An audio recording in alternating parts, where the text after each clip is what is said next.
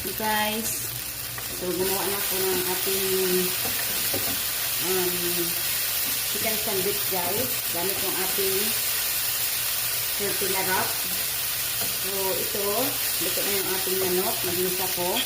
Ilalagay na natin yung ating bell pepper. Haluin natin hanggang sa medyo lumambot yung ating bell pepper.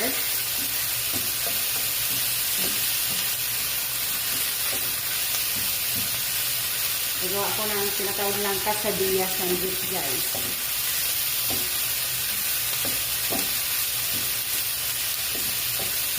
Ito yung ating quesadilla sandwich.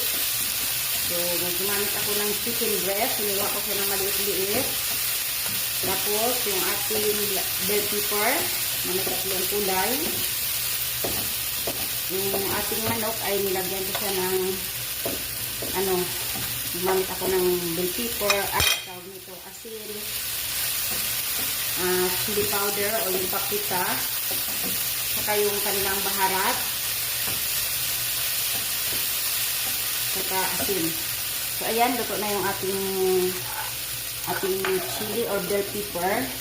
Turn off ko na yung apoy, wala na siyang apoy. Lalagay na natin yung ating yung fresh na dahon ng coriander. So, ayan na.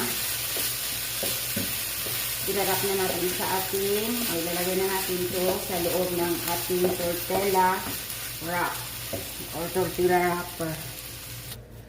Dito sa ating pagrarap ng itong quesadilla sandwich natin guys, ito na yung aking palaman. Niluto nating manok. So, ito, gagamit tayo ng tortilla wrap. Ito na siya yung mukha niya guys. So, sa ating pagrarap, magmimix ako ng mayonnaise, Thousand Island, at saka yung Caesar dressing. So, ito na yung ating mixture. Hinalo ko itong tatlo. Tapos, gagamit na rin ako ng mozzarella cheese. So, ito ang ating tortilla. Magbabalot tayo. Yan. Lagyan muna natin ng tortilla.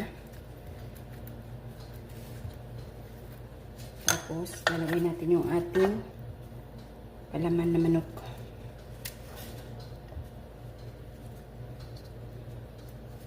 Saka, lagyan natin siya ng mozzarella cheese sa taas. Yan. Saka natin ganituhin.